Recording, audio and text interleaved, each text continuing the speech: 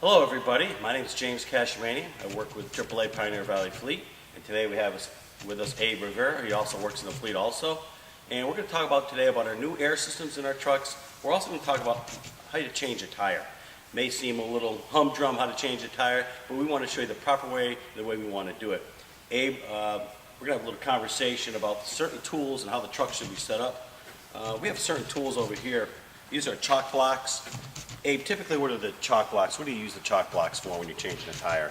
Well, we use them to prevent movement of the vehicle once you're jacking or on a slope. You also have your safety glasses. They need to be worn at all times whenever you're doing a tire change. Or that's a good point you make. If I actually wear prescription glasses, does the club offer any other type of glasses that I can get? Yes, they do. They offer $100. $150 stipend for ANSI rated glasses. Mm-hmm.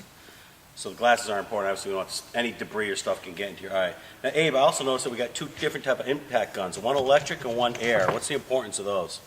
Well, we do have the battery operated and the pneumatic, like you explained, and we just have these as a safety feature so that you're not using a breaker bar or four-way or anything of that nature where you can hurt your back, shoulders doing the job.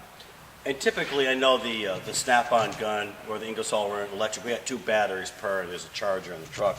And I know now with this impact gun, there's different settings on the impact gun. Where does it typically should be set for on-off?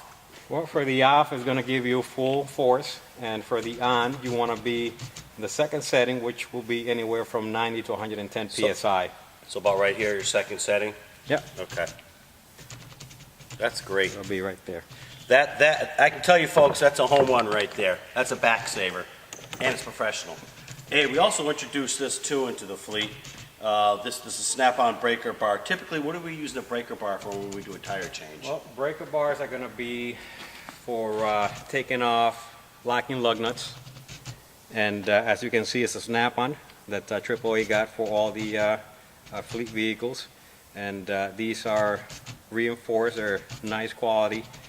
So if you find or see anything other than this here, you want to make sure that you have it replaced. It gets replaced, yeah. So basically this would be just to check once you tie in your lug nuts. You want to just verify just to make sure that they're nice and snugged, and to pull all your locking lug nuts off with this and put them back on, so that way you don't end up breaking them. And Abe makes a very good point. Locking lug nuts. Guys, people, we do not want to use this gun to take off locking lug nuts. That can strip or severely damage it and make our job that much tougher and the members that much unhappier. What else do we got here, Abe? I know we have a mechanical air pressure valve. They can actually measure the air like you see in most service stations. Yep. Okay. We also have our jack. We have two different types of jack. Notice this jack here. This is a Sears jack. There's sides on each of this jack. Your jack needs to have this if this is a Sears type jack. I believe the jack that we also use has two sides. It always has to have the sides. Basically, rule of thumb, the way it came out of the store is the way it should be upkept. We also have a scraping battery brush. This is also a battery truck, but you can also use it to clean debris from a rusted tire. We never want to put on a rusted tire, guys. We want to clean it up, inspect that tire, make sure there's no wear, no metal coming out of the tire, no dry rot. Inspect that spare. We have spares that hang up in cars. You've seen them, Abe. 1999 Chrysler products. So really pay attention to what you're doing. You got a lot of tools here. We have a mallet for banging off tires. Now, try to use this when you're just after the tire. It's basically at all the lug nuts off that vehicle, right? And you want to hit. How do you want to hit it, Abe? If you're using that mallet, you don't want to hit a nice alloy rim. Obviously, with these or any tools, you want to inspect them at the beginning of your shift to make sure that, like on this here, you're not missing all the plastic, so that when you hit the wheel, it doesn't damage it.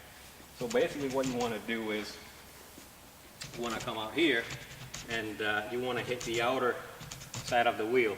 Like this one here is a metal one. You probably won't cause any damage. If it's an aluminum one, especially if you don't have the covering on there, you may end up by damaging the wheel. So you want to stay within the outer part of the wheel. You don't want to be doing anything in the inside causing any damage. And Abe, when you're hitting that, how should you hit it? I understand to hit it there, but you should hit it like in 3 different points, not just smack it in one. Sure. That way you're loosening up in each end, So, right? you want to do like a 9, 3, 12, 6 o'clock. So that way, if it's rusted or it's corroded in the inside, you end up breaking that adhesion loose. That's great. Now we have one more that you probably is very common to everybody. This is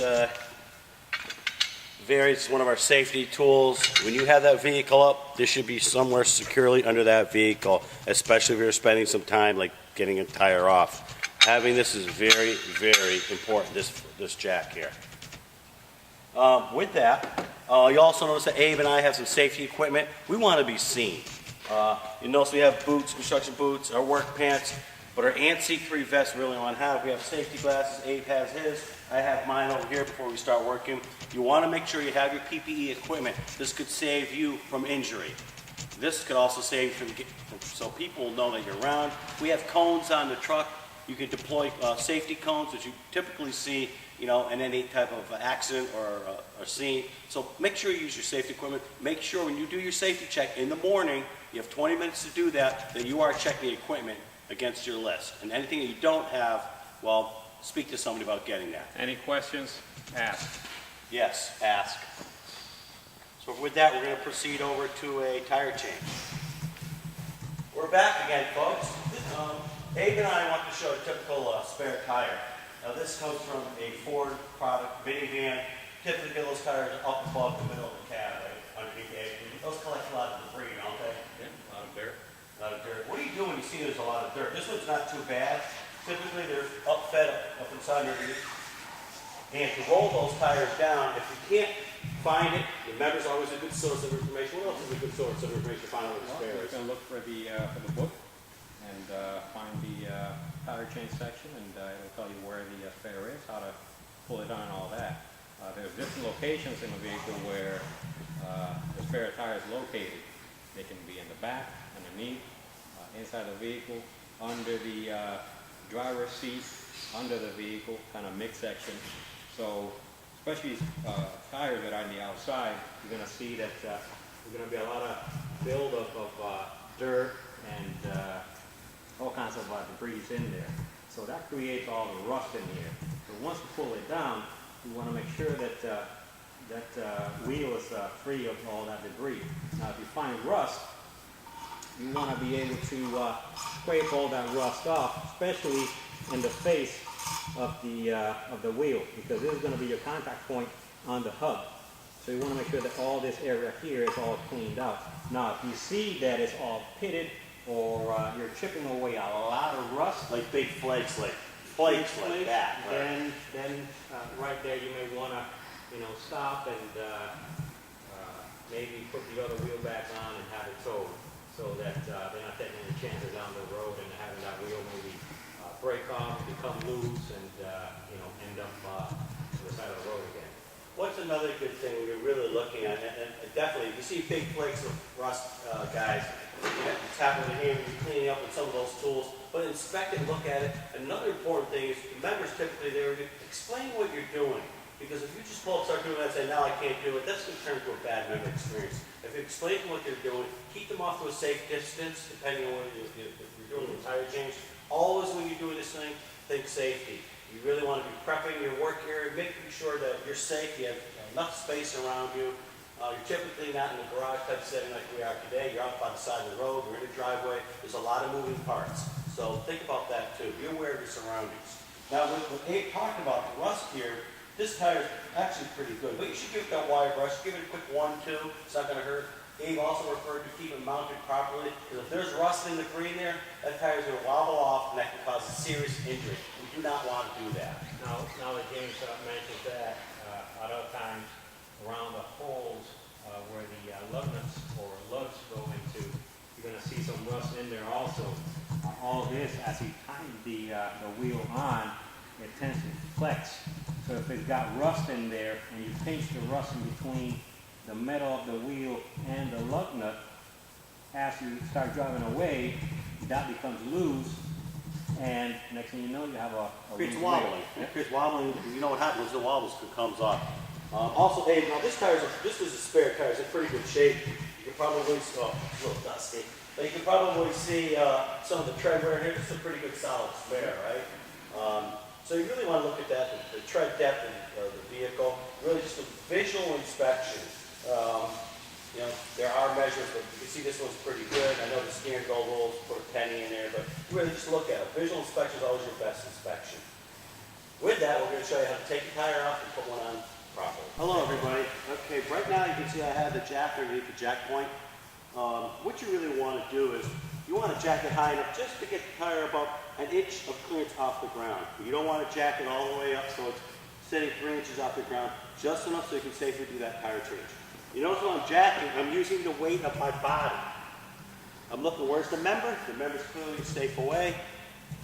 Be aware of your surroundings. Once again, jacking up, slowly, evenly, making sure righty-tighty, lefty-loosey, righty-tighty, keeps it nice and tight.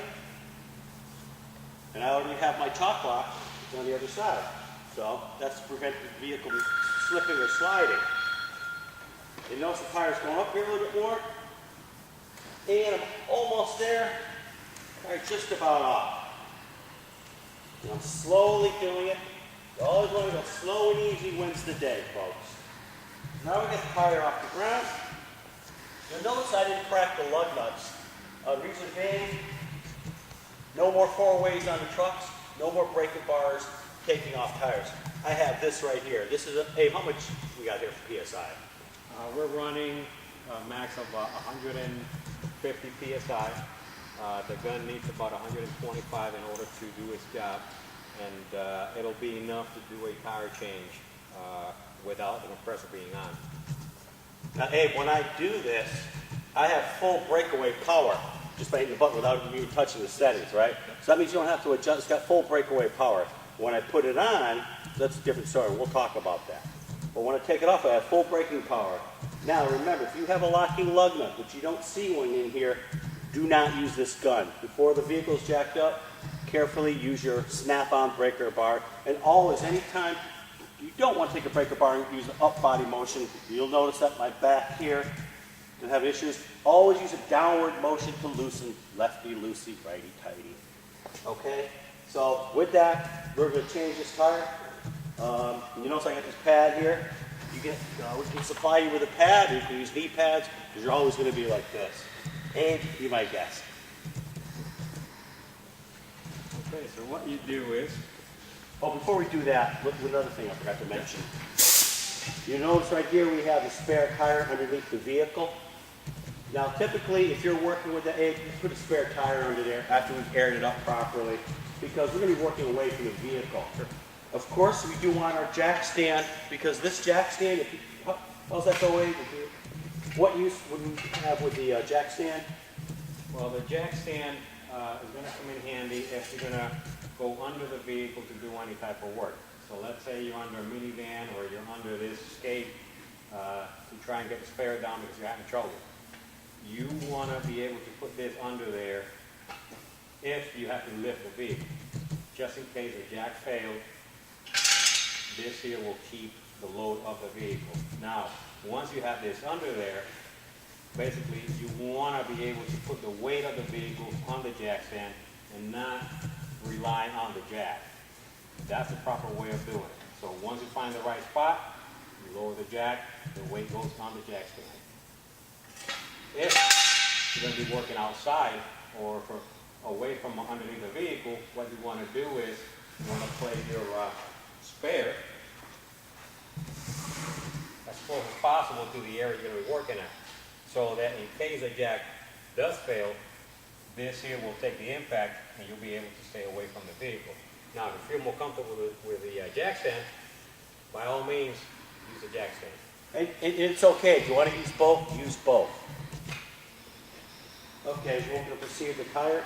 You notice it doesn't have a locking lug nut, so we should be able to undo it rather quickly, easily.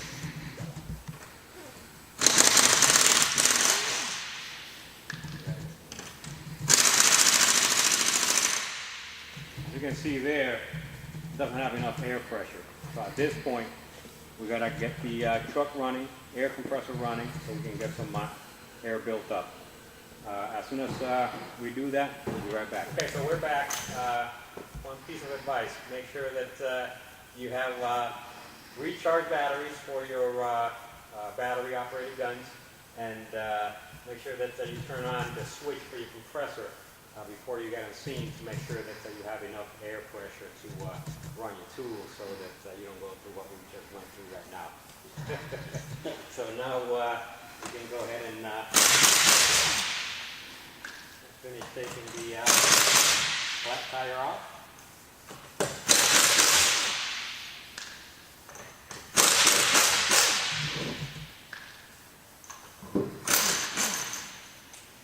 And always keeping in mind that once you loosen all the lug nuts, the tire, if it's loose, it'll tend to come out and kind of pop out, so you always want to keep that in mind. You'll notice how he kept the last lug nut on a little to prevent it from slapping him in the face. All right, and you pull the tire off. You already have your spare ready. And you can actually use your old tire, your flat tire. You would pull the spare out that you had under the vehicle, just swap tires. Then you still have another tire back under there, which is the one that's no good, and you put the brand new one on. Okay. Once you pull the tire off, you always want to take a visual inspection so that you make sure that the spring or coil didn't break, causing the tire to go flat. You always want to check all your suspension components to make sure that everything seems to be in the right place. Okay, if you see something broken or out of whack, you better just have it towed. All right. Also, with the jack, as you notice, we are here. We're level cement. The jack works the way it's intended to. When you're out there, you're going to be lifting in slopes. You're going to be lifting on dirt, sand. So you want to make sure that your jack is properly placed, and when you're lifting, it doesn't come out of balance. You'll see that one of the wheels is going to start maybe coming off the ground. That's when you want to, maybe relocate your jack. Before you're doing all this, make sure that your tire is secured, because you don't want to be trying to replace the jack when the tire is off. So this is really important before you jack up your vehicle. Hey, if you do have a surface that's not as pristine as this one, what can you do to make that surface stronger or better? I mean, what type of tool or something could you use to place under the jack to actually build up the firmness? Well, we can use some plank of wood to put under there, so that way it gives it some rigidity and be able to jack up the vehicle.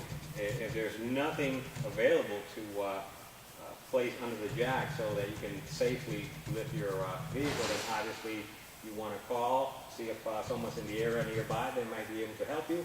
If not, then at that point, there's got to be a decision made so that the vehicle can be towed. Abe, I know in certain situations, like we're changing a tire today in the garage, but in certain situations, you've got tire changes, on Riverdale Road, Route 57. Would it be ever advisable to move a vehicle if you had to move one? Yes. At some point, you've got to make a judgment call or let dispatch, you can call your supervisor, let them know about the situation. If this here happened on the side of the road where there's vehicles going up and down, then obviously you want to try and get it away from the street. Sometimes the member won't want you to move the vehicle because they don't want any damage to be caused to the vehicle. So at that point, again, you either call for a tow truck or move the vehicle. And like Abe said, it's really a judgment call on the driver who's at the scene.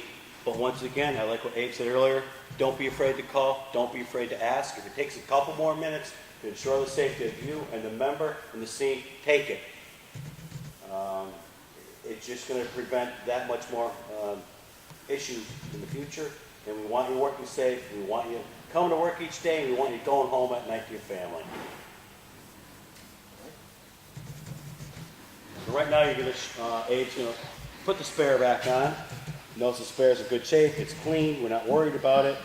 You'll notice as he puts it back on, he uses his hand. Now this is a flush-mounted tire. Watch how he turns on the lug nuts. I hope you're watching there.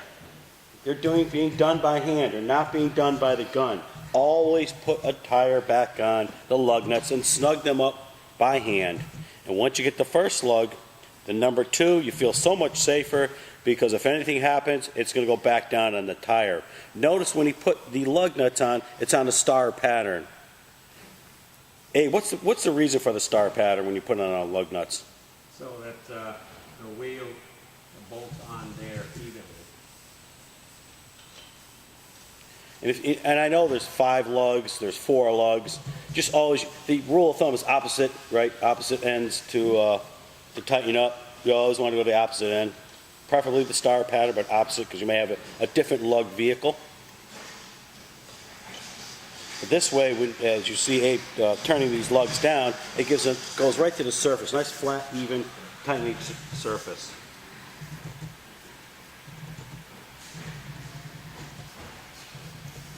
Notice the car's still up in the air and he has the gun on it. And again, setting 2.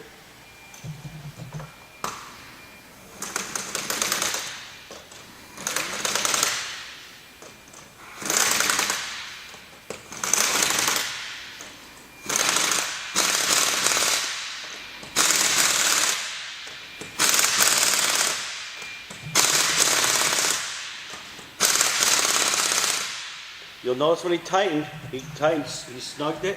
Oh, excuse me. Notice when he tightened, it was the star pattern. And then after the star pattern, in a circle. Takes off the bad spare. We put that back.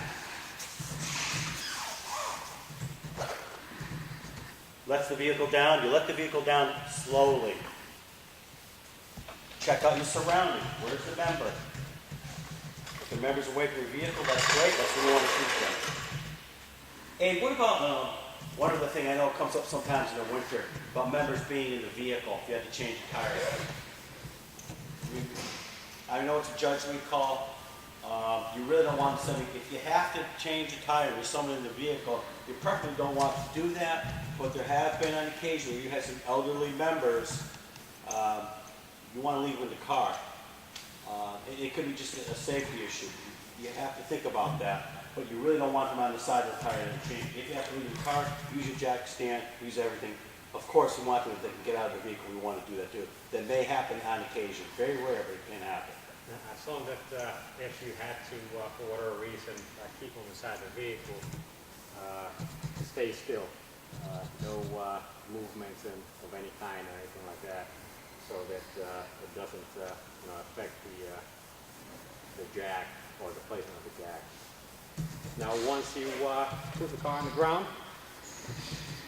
use your socket, snap on breaker bar, just to make sure that the gun did what it's supposed to do. Okay? Put it on there. The car moved back, so they're nice and snug. Okay?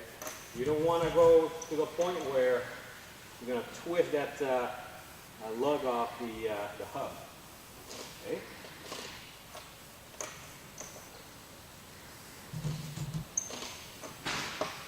And the key to that is being snug. You'll notice the jerking motion of the vehicle, and you also notice that Abe's using his body weight, and he's pushing down.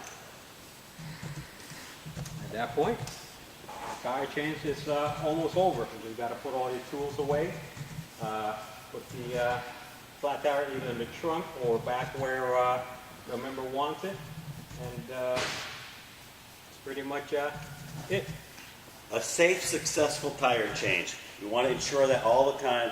Good quality, the safety of yourself, the member, and the public at large. It's a home run. Thanks, Abe. We'll be back again. Bye.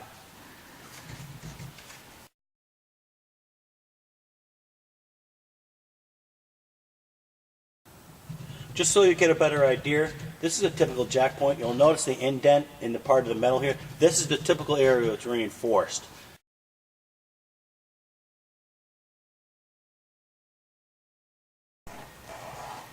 This is the proper point, or the jacking point, where the jack should go underneath the vehicle, where the metal is reinforced. But always, if you're not sure, you can refer to your tablet, which will have Tech Assist, ask for a manual, but the best choice is to actually look for it in the beginning yourself. And if not sure, once again, you can always call back to dispatch or call your supervisor or manager.